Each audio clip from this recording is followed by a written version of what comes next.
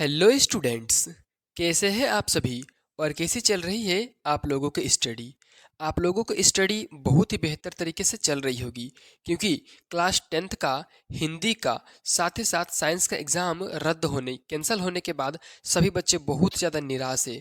सभी अपने अपनी राय कमेंट बॉक्स में ज़रूर कमेंट कीजिए कि साइंस और हिंदी का एग्ज़ाम रद्द होने के बाद आप लोगों को कैसा फील हो रहा है। फिलहाल सबसे पहला बात ये आप ये समझ लीजिए कि ये जो वीडियो है बहुत ही इंपॉर्टेंट वीडियो है। इससे 3 से लेकर के 4 सवाल आप लोगों को बोर्ड परीक्षा में देखने को जरूर मिलेगा।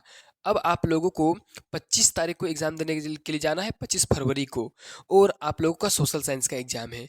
और इस वीडियो में हम पेपर में छपा हुआ क्वेश्चन को करने वाले हैं, यानी कि पेपर लीक का क्वेश्चन को करने वाले हैं, लेकिन इसमें हम लिखे नहीं है, ठीक है। क्योंकि पेपर लीक अगर लिख देंगे तो फिर बात दूसरा हो जाएगा। पेपर में छपा हुआ क्वेश्चन को हम करने वाले हैं। फिलहाल हम वीडियो को शुरू कर रहे हैं। अगर आप अभी तक इस वीडियो को शेयर नहीं किए हैं अपने दोस्तों के साथ तो सबसे पहले इस वीडियो को शेयर कीजिए, चैनल को सब्सक्राइब कीजिए और वीडियो को लाइक कीजिए।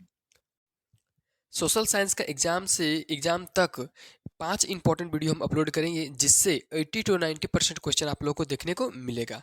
चलिए पहला क्वेश्चन क्या है, मरियान और जर्मेनिया कौन थे, ठीक है। चलिए इसका आंसर देखते हैं। मारियान और जर्मेनिया फ्रांस और जर्मनी के राष्ट्र प्रतीक थे। देखिए राष्ट्र प्रतीक यानी कि नेशनल सिंबल था, ठीक है। इन्हें राष्ट्रों के रूपक के रूप में चित्रित किया गया था। इनके जरिए राष्ट्रीयता और आज़ादी के विचारों को जनमानस में फैलाया गया। देखिए किसके रूप में, तो इनके जरिए, किसके जरिए, तो मारियान और जर्मेनिया के जरिए क्या किया गया, राष्ट्रता को और आज़ादी को, ठीक है, विचारों को जनमानस में फैलाया गया, ठीक है। तो इस प्रकार से इसका आंसर हुआ। चलिए अब अगला क्वेश्चन देखते हैं हम लोग 2 नंबर। देखिए 2 नंबर में पूछा गया है सत्याग्रह के विचार का क्या मतलब है, यानी कि सत्याग्रह हम लोग किसको बोलेंगे। तो चलिए इसका आंसर क्या कहता है। सत्याग्रह का मतलब है सत्य की शक्ति और अहिंसा के आधार पर अन्याय के खिलाफ लड़ना। देखिए सत्याग्रह मतलब सत्य का आग्रह, ठीक है ना, मतलब सच का आग्रह, सच को बुलाना, ठीक है। तो इसका और एक मतलब जो सही सही है वो क्या है, सत्य की शक्ति, ठीक है ना, यानी कि सत्य का पावर और अहिंसा के आधार पर, ठीक है, अहिंसा के बेस पे क्या करना है, तो अन्याय के खिलाफ लड़ना है, ठीक है ना, जो अन्याय हो रहा है उसके खिलाफ लड़ना है, उसी को बोलते हैं सत्याग्रह, ठीक है, यानी कि सत्य का आग्रह, सच को दिखाना। यह एक आधुनिक राजनीतिक दर्शन है। महात्मा गांधी ने ब्रिटिश शासन के खिलाफ अपने आंदोलन में सत्याग्रह के विचार को सामने रखा था, ठीक है। इतना सारा आंसर आप लोग को लिख लेना है अगर आएगा 2 नंबर का क्वेश्चन तो। चलिए अगला क्वेश्चन देखते हैं 3 नंबर। चलिए 3 नंबर का क्वेश्चन में पूछा गया है कि मानव के लिए संसाधन क्यों आवश्यक है। देखिए ये क्वेश्चन तो भी आई न होकर भी आई है। Most most very very important है कि मानव के लिए संसाधन क्यों आवश्यक है, और ज्योग्राफी का है इसलिए इजी भी है। चलिए इसका आंसर देखते हैं। मानव के लिए संसाधन इसलिए जरूरी है क्योंकि ये जीवित रहने, विकास और कल्याण के लिए जरूरी है, जरूरी चीज़ें देते हैं। देखिए संसाधन क्यों जरूरी है मानव के लिए, तो इससे क्या होता है, जीवित रहने के लिए, विकास करने के लिए और कल्याण के लिए जरूरी चीज़ें उपलब्ध कराते हैं, ठीक है। फिर संसाधनों से ही हम अपना आर्थिक विकास करते हैं। देखिए संसाधन जो हमारे आसपास होता है उसी से हम अपना आर्थिक विकास करते हैं। फिर क्या लिखा है, संसाधनों का सही प्रबंधन करना जरूरी है। देखिए संसाधनों का सही प्रबंधन यानी कि सही तरीके से इसका देखभाल करना जरूरी है ताकि वर्तमान और आने वाली पीढ़ियाँ को ज़रूरत पूरी हो सके, ठीक है। ताकि वर्तमान में और आने वाले जो हम लोगों के बाल बच्चा पीढ़ी है उन लोगों के लिए भी कुछ संसाधन बच सके, ठीक है। चलिए अगला क्वेश्चन देखते हैं 4 नंबर। जल्दी से चैनल को सब्सक्राइब कीजिए फटाफट से। नदियों पर बांध क्यों बनाए जाते हैं। देखिए नदियों पर क्यों बांध बनाए जाते हैं ये क्वेश्चन पूछा है।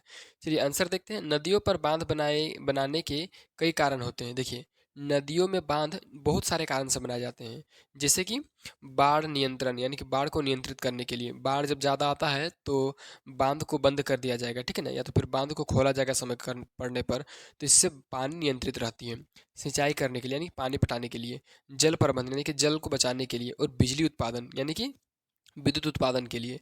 बांधों से नदियाँ का पानी संग्रहित किया जाता है जिससे सूखे के समय में पानी की कमी नहीं होती है। देखिए यहाँ पर बोला जा रहा है कि बांध में जो है पानी को इकट्ठा किया जाता है जिससे जब सूखा पड़ता है तो उस समय पानी का कमी नहीं होता है। चलिए नेक्स्ट क्वेश्चन देखते हैं 5 नंबर। 5 में क्या है, सरकार के प्रमुख अंग कौन कौन है। देखिए सरकार का अंग पूछा है, ठीक है। आंसर, भारत सरकार के 3 प्रमुख अंग है, ठीक है। पहला है विधायिका, दूसरा है कार्यपालिका और न्यायपालिका, तीसरा, ठीक है। इन तीनों अंगों में शक्ति का बंटवारा होता है जिसे क्षैतिज वितरण कहते हैं, ठीक है। क्षैतिज वितरण भी कभी कभी आपसे पूछा जाता है। चलिए छठा क्वेश्चन देखते हैं क्या है। लोकतंत्र के लिए राजनीतिक दल की आवश्यक है। देखिए यहाँ पर पूछा गया है क्वेश्चन में कि लोकतंत्र के लिए राजनीतिक दल की नहीं, यहाँ पर क्यों होगा, क्या होगा, क्यों आवश्यक है। ठीक है, चलिए फिलहाल आंसर देखते हैं इसका कि लोकतंत्र के लिए आखिर राजनीतिक दल जरूरी क्यों है। चलिए आंसर क्या कहता है। लोकतांत्रिक राजनीतिक व्यवस्था में राजनीतिक दलों का स्थान केंद्रीय अवधारणा के रूप में अत्यंत महत्वपूर्ण है। देखिए इसमें बोला जा रहा है कि लोकतांत्रिक राजनीतिक व्यवस्था में राजनीतिक दलों का स्थान केंद्रीय अवधारणा के रूप में अत्यंत महत्वपूर्ण है। राजनीतिक दल किसी सामाजिक व्यवस्था में शक्ति के वितरण और सत्ता के आकांक्षी व्यक्तियों एवं समूहों का प्रतिनिधित्व करते हैं। ठीक है, यहाँ पर बोला जा रहा है कि जो राजनीतिक दल होते हैं वे किसी भी सामाजिक व्यवस्था में शक्ति के वितरण और सत्ता के आकांक्षी व्यक्तियों एवं समूहों का प्रतिनिधित्व करते हैं। ठीक है, वे परस्पर विरोधी हितों के सारणीकरण, अनुशासन और सामंजस्य का प्रमुख साधन रहे हैं। ठीक है, इस प्रकार से इसका आंसर कंप्लीट हुआ। चलिए अब 7 नंबर का क्वेश्चन देखते हैं। ठीक है, देखिए 7 नंबर का क्वेश्चन कहाँ से, ये रहा आपके सामने।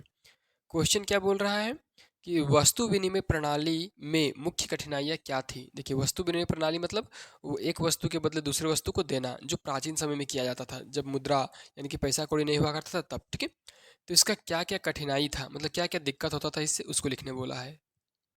तो चलिए इसका आंसर देखते हैं। आंसर क्या है क नंबर में, विलंबित भुगतान करने में असमर्थता। देखिए विलंबित भुगतान, देखिए कभी भी आप लोगों को लेट से अगर उस चीज़ को देना है, दोहराना है, मतलब कि लेट से उसको लौटाना है, तो इसमें असमर्थता होती थी, मतलब नहीं दे सकते थे लोग। चलिए लिखा में मूल्य संचय की कमी। देखिए इसमें आदमी मूल्य संचय नहीं कर सकता था, मतलब धन को इकट्ठा करके लंबे समय के लिए नहीं रख सकता था, क्योंकि वह धन था ही नहीं, वस्तु था। ठीक है, चलिए ग नंबर, दूसरे लोगों को सामान उधार देना मुश्किल। देखिए इससे क्या होता था, दूसरे व्यक्तियों को सामान उधार नहीं दिया जा सकता था। ठीक है, क्योंकि एक व्यक्ति सामान देगा, उसके बदले फिर से सामान देना पड़ेगा तभी वो देगा, उधार बाकी इसमें नहीं चलता था। चलिए घ में, वस्तुओं पर कर नहीं वसूला जा सकता था। देखिए वसूल पर टैक्स नहीं लिया जा सकता था। ठीक है, इस प्रकार से इसका समस्या था, कमी था, कठिनाई था। चलिए 8वां क्वेश्चन देखते हैं क्या है। उदारवादी की 1848 की क्रांति का क्या अर्थ लगाया जाता है। देखिए 1848 में एक क्रांति हुआ था उदारवादी का, उसका क्या अर्थ लगाया जाता है। ठीक है, तो चलिए फिलहाल इसका आंसर देखते हैं।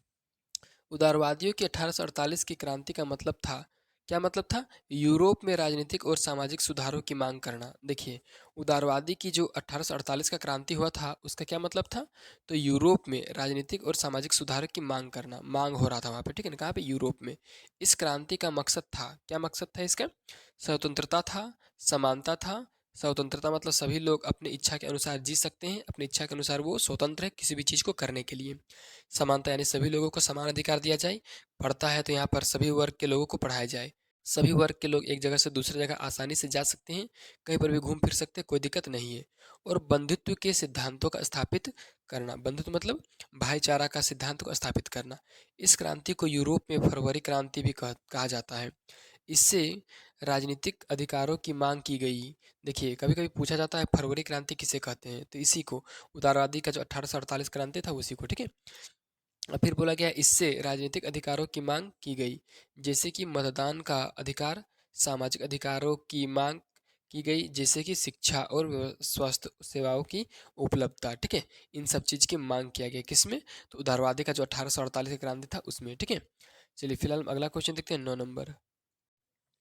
क्वेश्चन बोल रहा है पहले विश्व युद्ध के समय भारत का औद्योगिक उत्पादन क्यों बढ़ा। देखिए इस क्वेश्चन में बोला गया है कि भारत का जो औद्योगिक उत्पादन है वो पहला विश्व युद्ध के समय क्यों बढ़ गया। ठीक है, चलिए आंसर देखते हैं। पहले विश्व युद्ध के समय भारत का औद्योगिक उत्पादन बढ़ाने नहीं, बढ़ने होगा। ठीक है ना, बढ़ने के कारण निम्नलिखित है। क्या क्या कारण था उसको देखते हैं। चलिए पहला कारण क्या है, तो ब्रिटेन को युद्ध के लिए ज़्यादा मात्रा में सामग्री की जरूरत थी। देखिए ब्रिटेन को युद्ध के लिए यानी कि लड़ाई करने के लिए ज़्यादा सामान चाहिए था। ठीक है ना, और ज़्यादा सामान बनाने के लिए इसीलिए भारत का जो औद्योगिक उत्पादन है वो बढ़ गया, क्योंकि उद्योगों में ही सारा सामान बनता था। ठीक है, चलिए चाहे वो खाने पीने से संबंधित हो या अन्य किसी औजार से संबंधित हो। ख नंबर यानी दूसरा नंबर क्या लिखा हुआ है, तो युद्ध के कारण यूरोप के कई उद्योग प्रभावित हुए, जिससे भारत में उत्पादन की मांग बढ़ गई है। देखिए जब विश्व युद्ध हो रहा था तो यूरोप में बहुत सारा उद्योग का काम बंद हो गया था, उद्योग में सामान नहीं बन रहा था, तभी भारत से ही सामानों को ले जाया जा रहा था। ठीक है, चलिए ग नंबर में क्या है, ब्रिटेन इतना युद्ध में उलझ गया कि वह अपने माल का निर्यात नहीं कर सका। देखिए ब्रिटेन जो था युद्ध में पूरी तरह से उलझ गया था, पूरी तरह से फंस गया था, ठीक है ना, जिस कारण वो अपना माल को बाहर नहीं भेज पाया और उसका उत्पादन सीमित रह गया, ठीक है ना, जिससे भारत से निर्यात होने लगा और भारत में औद्योगिक उत्पादन बढ़ गया। चलिए घ नंबर में क्या दिया है, युद्ध के दौरान भारत में कई नए उद्योग स्थापित हुए। देखिए जब युद्ध हो रहा था तो भारत में बहुत सारा नया नया उद्योग बना था, ठीक है। चलिए 6 नंबर में क्या है, युद्ध के दौरान आयात में कमी आई, ठीक है ना, जिससे जिससे आयात में कमी आई, जिससे क्या हुआ, जिससे जिससे भारत के उद्योगों में ही बहुत सारा वस्तुओं का निर्माण किया जाने लगा, ठीक है। चलिए फिलहाल अब हम 10वां क्वेश्चन देखते हैं। क्या हो गया, भारत की सबसे बड़ी नदी घाटी परियोजना कौन है, ठीक है ना, और यह किस नदी पर है, इसमें किस क्षेत्र को आर्थिक विकास में मदद मिली है। देखिए क्वेश्चन पूछा गया है कि भारत का सबसे बड़ा नदी घाटी परियोजना कौन सा था, यह किस नदी पर बना हुआ है और इससे आर्थिक विकास में कैसे मदद मिलता है, ठीक है। चलिए आंसर देखिए, भाखड़ा नागल परियोजना भारत की सबसे बड़ी नदी घाटी परियोजना है। कौन सा, भाखड़ा नागल परियोजना, ठीक है। यह सतलज नदी पर बनी है, दूसरा का आंसर भी मिल गया। यह परियोजना पंजाब, राजस्थान, हरियाणा, हिमाचल प्रदेश जैसे राज्यों को आर्थिक विकास में मदद कर रही है, ठीक है। और एक बात नीचे दिया है, इस बांध के पीछे बनी झील का नाम गोविंद सागर है। इस परियोजना का मकसद सिंचाई और विद्युत उत्पादन करना है, ठीक है ना। यह लास्ट वाला विद्युत उत्पादन सिंचाई में बहुत ज़्यादा हेल्प कर रहा है, ठीक है ना। और कुछ ऐसे राज्य भी हैं जिसको बहुत ज़्यादा हेल्प मिल रहा है। तो यहाँ पर पूछा था कि विकास में किस क्षेत्र को आर्थिक विकास में मदद मिली है, तो किस क्षेत्र को, तो मुख्य रूप से आप लोगों का हिमा किस तरह से, तो कृषि, ठीक है ना, यानी कि सिंचाई और विद्युत उत्पादन करने में, ठीक है ना, दोनों में।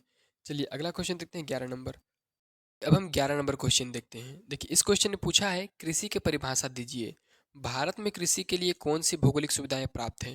देखिए इस क्वेश्चन में पूछा गया है, कृषि का परिभाषा देना है, मतलब कृषि का अर्थ बताना है और भारत में कृषि के लिए कौन कौन सा दशा मौजूद है उसको लिखना है। तो चलिए इसका आंसर देखते हैं, ठीक है।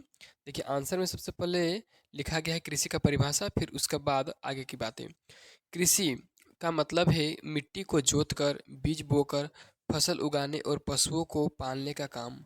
यह एक प्राथमिक क्षेत्र की आर्थिक गतिविधि है। भारत में कृषि के लिए कई भौगोलिक सुविधाएं हैं। देखिए इस क्वेश्चन का आंसर में बोला गया है कि कृषि का मतलब है मिट्टी को जोत कर उसमें बीज को लगाकर फसल उगाना, यानी कि सीधा सा बात किया जाए तो फसल को उगाने के लिए, प्राप्त नहीं, फसल को उगाना ही कृषि कहलाता है। साथ ही साथ पशु को पालना भी कृषि कहलाता है, ठीक है। और ये जो है ये प्राथमिक क्रियाकलाप के अंतर्गत आता है और आर्थिक गतिविधि मतलब पैसा कौड़ी कमाने का गतिविधि है, ठीक है। चलिए अब आगे का आंसर यहाँ पे दिया हुआ है कि भारत में कृषि के लिए निम्नलिखित भौगोलिक सुविधाएं प्राप्त हैं, ठीक है, सुविधा प्राप्त हैं। चलिए क नंबर, भारत में कृषि एक अहम क्षेत्र है, ठीक है। कृषि जो है एक अहम क्षेत्र यानी कि महत्वपूर्ण क्षेत्र है। दूसरा, भारत में कृषि से कुल सकल घरेलू उत्पाद में करीब 17% का योगदान होता है। देखिए सकल घरेलू उत्पाद मतलब जीडीपी, ठीक है ना, ग्रोस डोमेस्टिक प्रोडक्ट, उसमें 17% जाता है सिर्फ और सिर्फ कृषि से, ठीक है। चलिए ग नंबर में क्या है, भारत में कृषि से रोजगार पाने वालों की संख्या 60% से ज़्यादा है। देखिए भारत जो है उसमें 60% लोग से अधिक सिर्फ और सिर्फ कृषि से रोजगार प्राप्त करते हैं। चलिए घ में क्या है, भारत में कृषि कार्यों में 2/3 आबादी लगी हुई है। देखिए भारत में जो है वो कृषि कार्य में यानी कि कृषि का काम करने में 2/3 आदमी लगा हुआ है, मतलब 3 भाग में 2 भाग, लगभग 75% लोग लगे हुए हैं, ठीक है। चलिए फिलहाल हम अगला क्वेश्चन देखते हैं 12 नंबर। समवर्ती सूची से क्या तात्पर्य है, इनमें कौन कौन से विषय सम्मिलित हैं। देखिए समवर्ती सूची का बारे पूछा गया है और इसमें कौन कौन सा विषय शामिल है वो, ठीक है। चलिए आंसर, भारत संविधान की 7वीं अनुसूची में दी गई सूची को समवर्ती सूची कहते हैं। देखिए आंसर बोल रहा है कि भारतीय संविधान में जो 7वीं अनुसूची दिया गया है उसी को हम लोग बोलते हैं समवर्ती सूची, ठीक है। इसमें केंद्र और राज्य सरकार दोनों को कानून बनाने का अधिकार है, ठीक है। इसमें दोनों को कानून बना सकते हैं, केंद्र सरकार भी और राज्य सरकार भी। इसे साझा लिस्ट भी कहते हैं, ठीक है। इसमें स्टैंप ड्यूटी, ड्रग्स एवं जहर, उसके बाद बिजली, उसके बाद समाचार पत्र, आपराधिक कानून, श्रम जैसे विषय को सम्मिलित किया गया है, ठीक है ना। ये सब सारे चीज सम्मिलित है कहाँ पर, तो समवर्ती सूची में, ठीक है। चलिए फिलहाल हम अगला क्वेश्चन देखते हैं 13 नंबर। किसका नंबर, 13 नंबर, 13 मतलब तेरा, तेरा मतलब मेरा नहीं, तेरा, ठीक है। चलिए 13 नंबर, लोकतंत्र समाज की विशेषताओं में किस प्रकार सामंजस्य मिलता है यहाँ होगा, ठीक है ना, मिलता है, ठीक है ना। देखिए लोकतंत्र समाज की विशेषताओं में किस प्रकार सामंजस्य लाता है, मिलता नहीं, यहाँ लाता है, ठीक है, सॉरी एक सेकंड माफ़ कीजिएगा, लाता है होगा कि लोकतंत्र जो है वो कैसे समाज की विशेषताओं में सामंजस्य लाता है, ठीक है। चलिए इसका आंसर देखते हैं। तो निम्नलिखित कारण है उसका भी। चलिए क में क्या है, लोकतंत्र में सामाजिक विविधता को सम्मान पूर्वक देखा जाता है। देखिए लोकतंत्र जो होता है उसमें सामाजिक विविधता मतलब समाज में जो अंतर आने वाला है उसको सम्मान पूर्वक देखा जाता है, ठीक है। चलिए ख में क्या है, लोकतंत्र में बहुमत को अल्पमत का ध्यान रखना जो होता है। देखिए लोकतंत्र जो होता है उसमें जो बहुमत होता है उसमें अल्पमत का ध्यान रखना होता है, ठीक है। चलिए ग नंबर में क्या है, लोकतंत्र में बहुमत के शासन का मतलब धर्म, जाति या भाषा के आधार पर बहुसंख्यक समूह का शासन नहीं होता, ठीक है। देखिए इसमें बोला गया है कि लोकतंत्र जो होता है उसमें बहुमत के शासन का मतलब धर्म, जाति या भाषा के आधार पर बहुसंख्यक समूह का शासन नहीं होता है। मतलब इसमें किसी एक चीज़ के सहायता से, धर्म के सहायता से या जाति की सहायता से या भाषा के सहायता से बहुसंख्यक जो है वो सरकार बना भी ले तो वो प्रताड़ित नहीं कर सकते हैं अल्पसंख्यक को, ठीक है। फिर चलिए घ नंबर में, लोकतंत्र में अल्पतम और बहुमत दोनों राजनीतिक दलों का महत्व होता है, ठीक है। मतलब लोकतंत्र में चाहे वो कम जनसंख्या वाले लोग हो चाहे अधिक जनसंख्या वाले लोग हो जो राजनीतिक से जुड़े हों, दोनों का अत्यधिक महत्व होता है या समान महत्व होता है। तो चलिए अब हम लास्ट क्वेश्चन देखते हैं 14 नंबर। इसमें क्या है, विदेशी व्यापार एवं विदेशी निवेश में अंतर स्पष्ट कीजिए। देखिए विदेशी व्यापार यहाँ पे और विदेशी निवेश यहाँ पे, दोनों में अंतर लिखना है। तो चलिए इसका हम आंसर देखते हैं। विदेशी व्यापार में दो देशों के बीच वस्तुओं और सेवाओं का आदान प्रदान होता है। देखिए विदेशी व्यापार में क्या होता है, दो देशों के बीच वस्तुओं और सेवाओं का आदान प्रदान होता है, ठीक है, लेन देन होता है। विदेशी निवेश में किसी देश के बाहर पूंजी का निवेश होता है, ठीक है ना, सिर्फ और सिर्फ पूंजी बाहर निकलता है यानी कि इसका निर्यात होता है। विदेशी व्यापार में विदेशी परिसंपत्तियों का कोई प्रत्यक्ष स्वामित्व नहीं होता है, ठीक है ना। देखिए इसमें बोला गया है कि विदेशी व्यापार जो होता है उसमें विदेशी परिसंपत्ति यानी कि विदेशी जो जो धन दौलत होता है उसका कोई प्रत्यक्ष स्वामित्व नहीं होता है। लेकिन विदेशी निवेश में विदेशी उद्यमों में स्वामित्व या हिस्सेदारी होती है, ठीक है। तो देखिए इस प्रकार से हम आप लोगों के लिए लगभग 14 इंपॉर्टेंट क्वेश्चन बताए हैं जो बोर्ड परीक्षा 2025 जो 25 तारीख को होने वाला है उसके लिए बहुत ज़्यादा इंपॉर्टेंट है। अगर अभी तक भी आप चैनल को सब्सक्राइब नहीं किए हैं तो पहले तो चैनल को जल्दी से सब्सक्राइब कर ही लीजिए और वीडियो को लाइक कर दीजिए, साथ ही साथ इस वीडियो को दोस्तों के साथ शेयर कर दीजिए।